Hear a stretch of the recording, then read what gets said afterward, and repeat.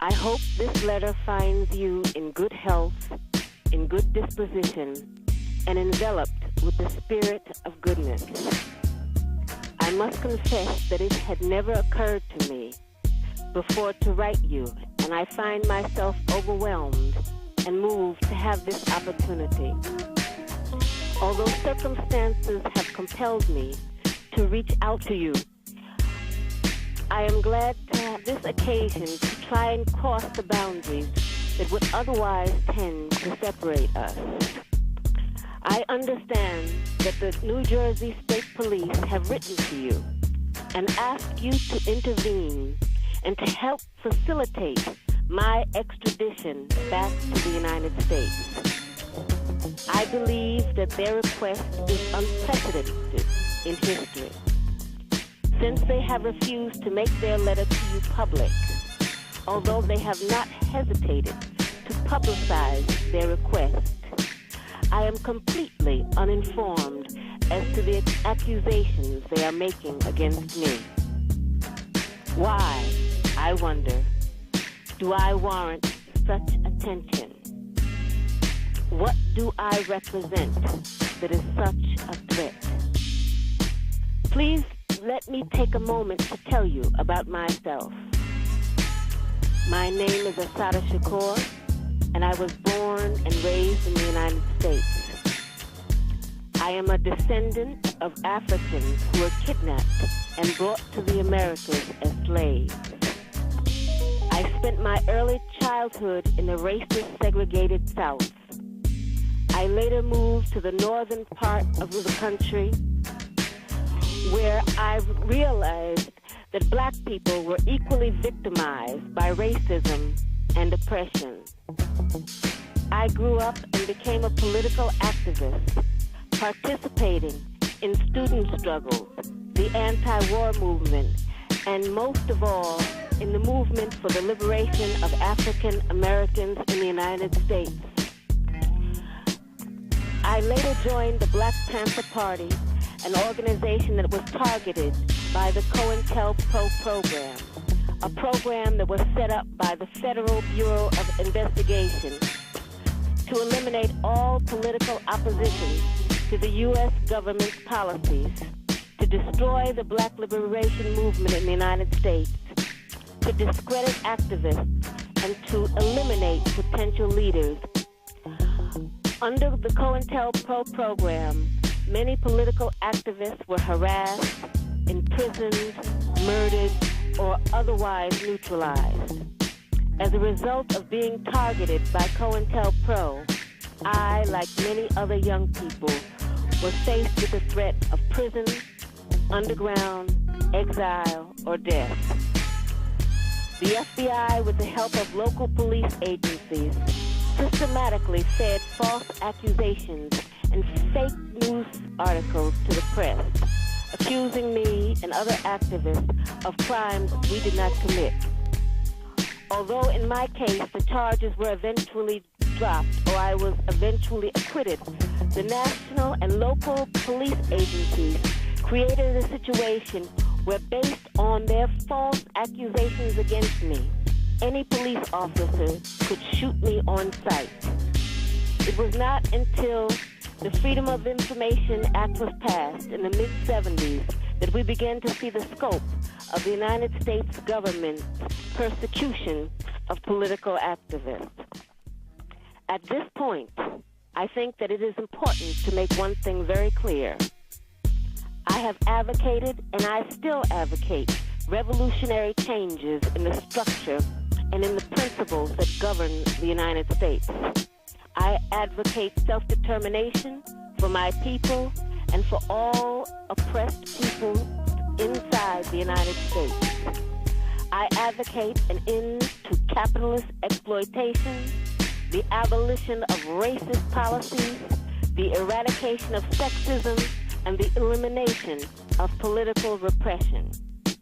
If that is a crime, then I am totally guilty. To make a long story short, I was captured in New Jersey in 1973 after being shot with both arms held in the air and then shot again from the back. I was left on the ground to die, and when I did not, I was taken to a local hospital where I was threatened, beaten, and tortured.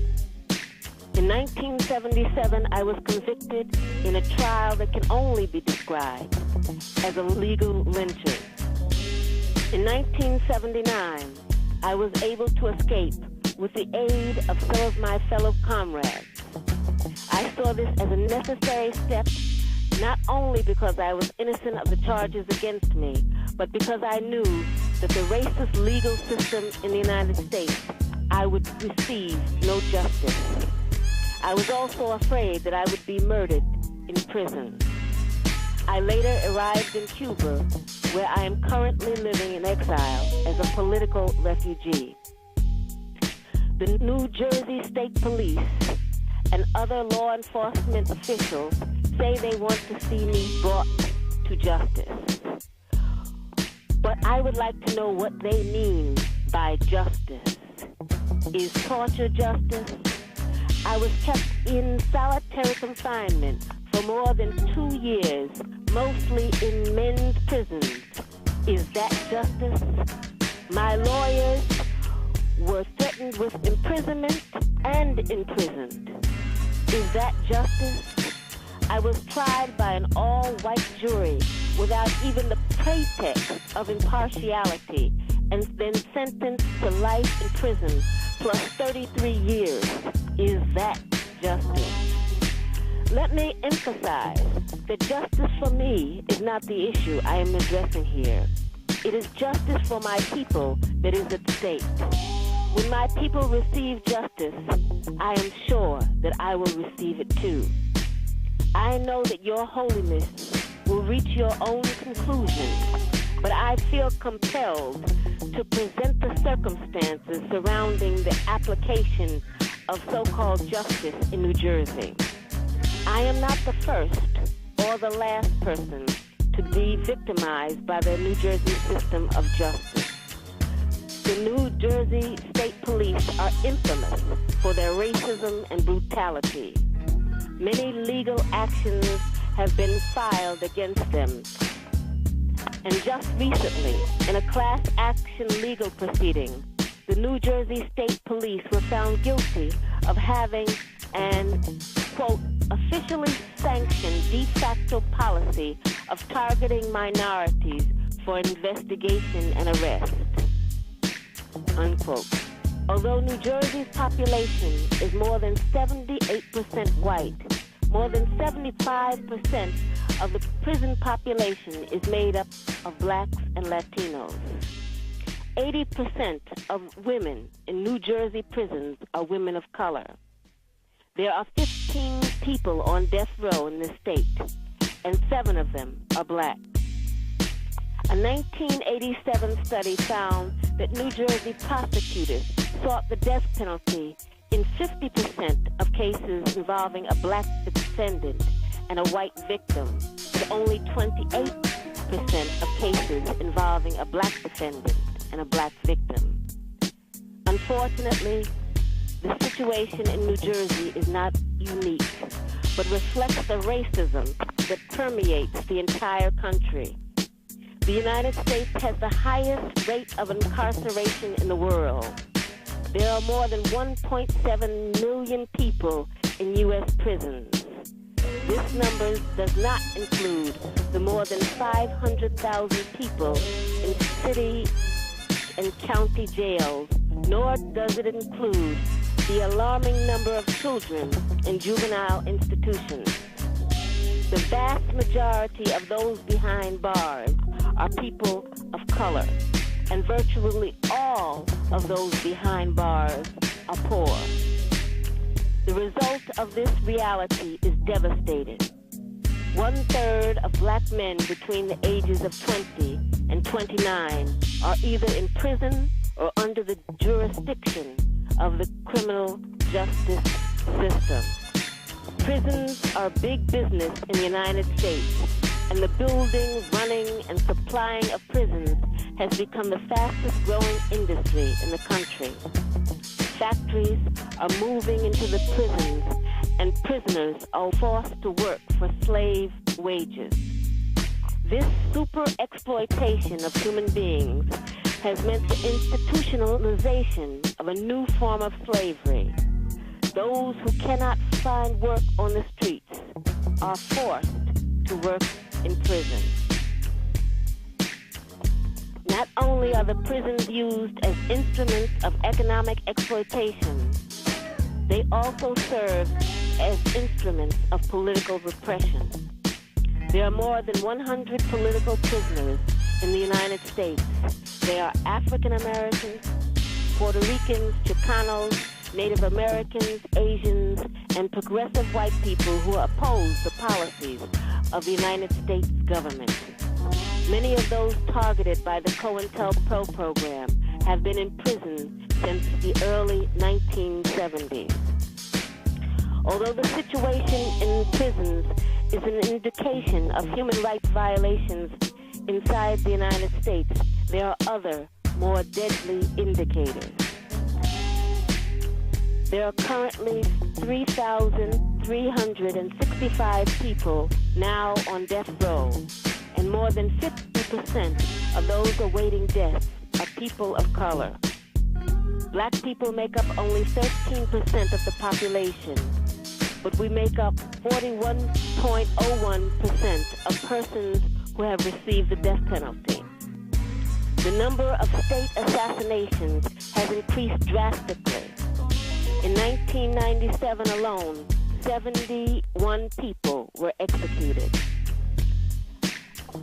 A special rapporteur appointed by the United Nations organization found serious human rights violations in the United States, especially related to the death penalty. According to his findings, people who are mentally ill were sentenced to death, people with severe mental and learning disabilities, as well as minors under 18. Serious racial bias was found on the part of judges and prosecutors. Specifically mentioned in the report was the case of Mumia Abu-Jamal, the only political prisoner on death row, who was sentenced to death because of his political beliefs and because of his work as a journalist exposing police brutality in the city of Philadelphia. I believe that some people spell God with one O, while others spell it with two. What we call God is unimportant as long as we do God's work. There are those who want to see God's wrath fall on the oppressed and not on the oppressors. I believe that the time has ended when slavery, colonialism, and oppression can be carried out in the name of religion. It was in the dungeons of prison that I felt the presence of God up close, and it has been my belief in God and in the goodness of human beings that has helped me to survive. I am not ashamed of having been in prison, and I am certainly not ashamed of having been a political prisoner. I believe that Jesus was a political prisoner who was executed because he fought against the evils of the Roman Empire, because he fought against the greed of the money changers in the temple, because he fought against the sins and injustices of his time. As a true child of God, Jesus spoke up for the poor, for the meek, for the sick, and the oppressed. The early Christians were thrown into lions' dens. I will try to follow the example of so many who have stood up in the face of overwhelming oppression. I am not writing to ask you to intercede on my behalf. I ask nothing for myself. I only ask you to examine the social reality of the United States and to speak out against the human rights violations that are taking place. On this day, the birthday of Martin Luther King, I am reminded of all those who gave their lives for freedom. Most of the people who live on this planet are still not free. I ask only that you continue to work